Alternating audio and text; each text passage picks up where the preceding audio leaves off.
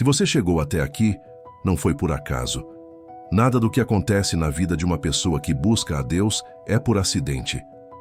Cada passo que te trouxe até esse momento, cada clique, cada escolha, cada segundo, foi guiado por algo maior do que você consegue enxergar agora. E talvez você não acredite nisso ainda. Tudo bem, mas eu preciso que você fique, que você leia até o fim, porque o que está aqui foi preparado para você. Existe algo na sua vida que parece impossível de resolver. Não é qualquer coisa pequena. Não é um inconveniente passageiro. É algo que pesa, algo que você carrega todo dia ao acordar e que ainda está lá quando você vai dormir. É aquela situação que não sai da sua cabeça. Pode ser uma dívida que só cresce e que, por mais que você tente, não encontra saída. Pode ser um relacionamento que está se desfazendo na sua frente e você não sabe mais o que fazer para salvar. Pode ser uma doença na sua vida ou na vida de alguém que você ama e que a medicina ainda não deu uma resposta clara. Pode ser a solidão, essa solidão silenciosa que machuca diferente, porque você pode estar cercado de pessoas e ainda assim sentir que ninguém de verdade te vê. Pode ser o medo do futuro, aquela sensação de que as coisas nunca vão melhorar, de que você nasceu para sempre lutar e nunca vencer. Pode ser uma situação familiar que virou uma ferida aberta, uma briga que não tem resolução, um filho que se perdeu, um casamento que ruiu. Ou pode ser algo que você nem consegue nomear direito. Você só sente o peso no peito, sente o cansaço na alma, sente que algo está errado, mas não consegue explicar para ninguém o tamanho desse peso. E o pior não é nem o problema em si. O pior é a sensação de que você já tentou tudo. Você já orou, já pediu, já chorou no silêncio do quarto, com a cabeça no travesseiro, pedindo uma resposta que não veio. Já esperou, já acreditou que ia mudar, já se animou e foi derrubado de novo.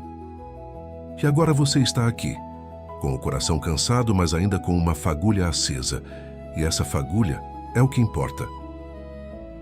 Porque deixa eu te contar uma coisa que talvez ninguém tenha te dito antes. A fé não é a ausência de dúvida. A fé não é aquela certeza inabalável que parece que só as pessoas santas têm. A fé verdadeira é justamente isso que você está fazendo agora.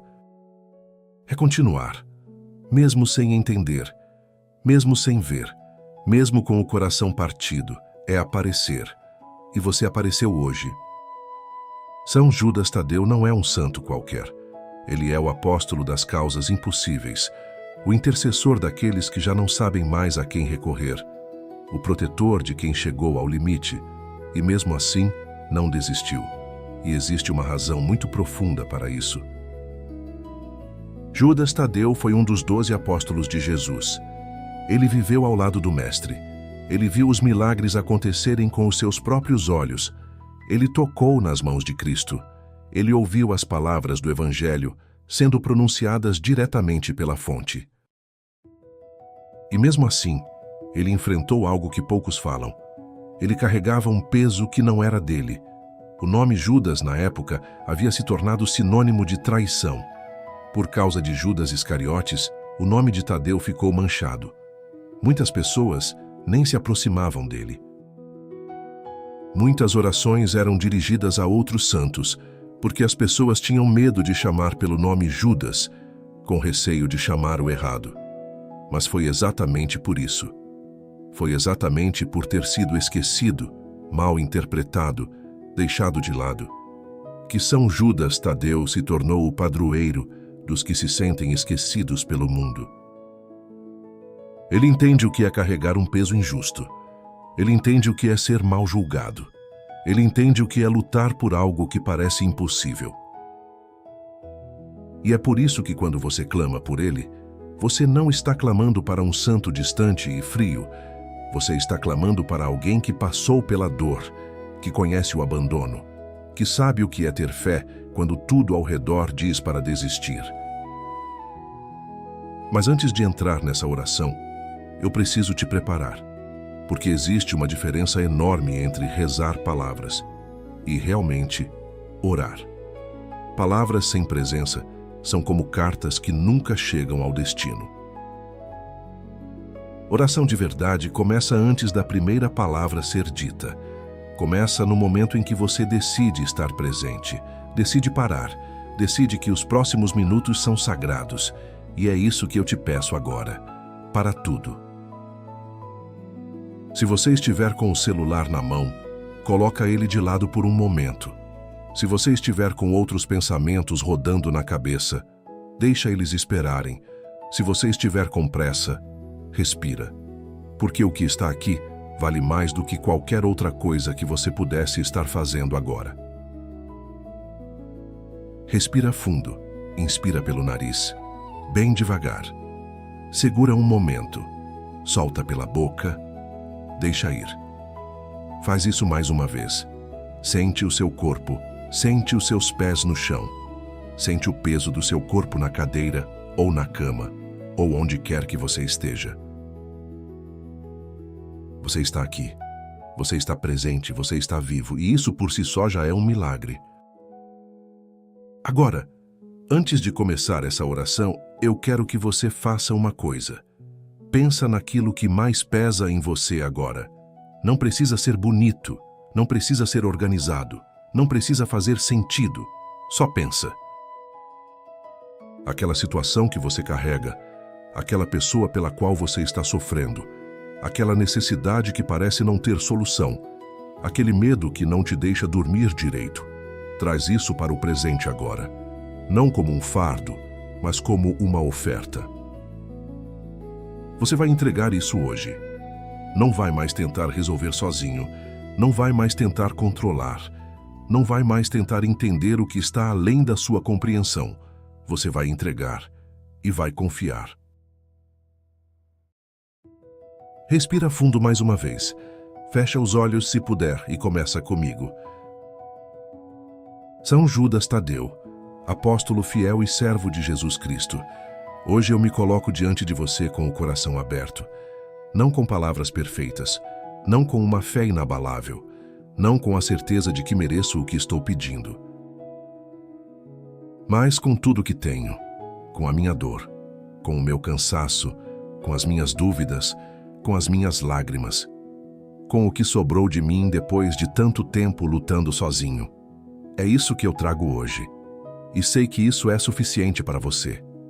Porque você não pede perfeição. Você pede presença.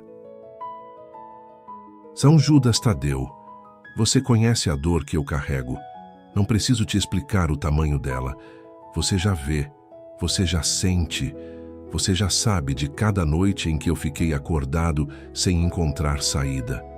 De cada vez que a esperança começou a nascer e foi cortada antes de crescer. Você sabe das batalhas que eu estou enfrentando, das batalhas visíveis, aquelas que o mundo pode ver, e das invisíveis, aquelas que acontecem dentro de mim, no silêncio da minha alma, onde ninguém mais tem acesso. E sabe também que eu já não tenho mais forças sozinho. Não é fraqueza dizer isso. É a verdade mais corajosa que eu já pronunciei, porque por muito tempo eu tentei ser forte o suficiente. Tentei resolver no meu próprio poder. Tentei acreditar que com mais esforço, com mais disciplina, com mais vontade, eu conseguiria. Mas chegou um momento em que as minhas forças acabaram, e foi exatamente nesse momento que eu aprendi que não era para ser sozinho. Talvez eu tenha tentado resolver do meu jeito, e talvez eu tenha errado no caminho. Talvez eu tenha tomado decisões que afastaram a solução em vez de aproximar. Talvez eu tenha feito escolhas das quais me arrependo. Talvez eu tenha magoado pessoas que não merecia magoar. Talvez eu tenha deixado de fazer o que sabia que era certo. Por medo, por cansaço, por falta de coragem. Eu não sou perfeito. Nunca fui. Mas hoje, eu não estou aqui para apresentar os meus méritos. Estou aqui para apresentar a minha necessidade. Talvez eu tenha perdido a fé em alguns momentos, e eu não vou fingir que não foi assim. Houve dias em que eu questionei tudo, dias em que eu olhei para o céu e não senti nada, dias em que as orações pareciam bater no teto e voltar. Dias em que eu pensei, talvez não exista ninguém ouvindo. Mas mesmo nesses dias, alguma coisa em mim não desistiu completamente. Uma voz pequena, uma luz mínima, uma resistência que eu não conseguia explicar. Era a fé que não morreu. Era você, não me deixando ir. Mas hoje eu volto. Não como alguém que tem tudo resolvido. Não como alguém que finalmente entendeu tudo. Mas como alguém que sabe que não pode mais ficar longe. Eu volto com humildade. A humildade de reconhecer que sou pequeno diante do que está além de mim. A humildade de admitir que preciso de ajuda. A humildade de dobrar os joelhos quando antes eu só queria ficar em pé por orgulho. Eu volto com esperança. Não a esperança ingênua de quem não sabe o que é sofrer, mas a esperança forjada na dor, aquela que sobreviveu a tudo que tentou matá-la, aquela que, mesmo pequena, ainda pulsa. Eu volto acreditando que o impossível pode acontecer, porque já aconteceu antes, com outros, em outras histórias, em outras vidas que pareciam encerradas, e foram abertas de novo por um milagre que ninguém esperava. Se aconteceu para eles, pode acontecer para mim. São Judas Tadeu, intercessor das causas impossíveis, patrono dos que chegaram ao fim de si mesmos, amigo fiel de quem não tem mais para onde correr. Eu te entrego agora aquilo que mais tem pesado na minha vida. Agora, em silêncio, fala dentro de você qual é o seu pedido. Não tenha pressa, não economize palavras, fala tudo, chora se precisar, deixa sair o que está guardado. Esse é o momento.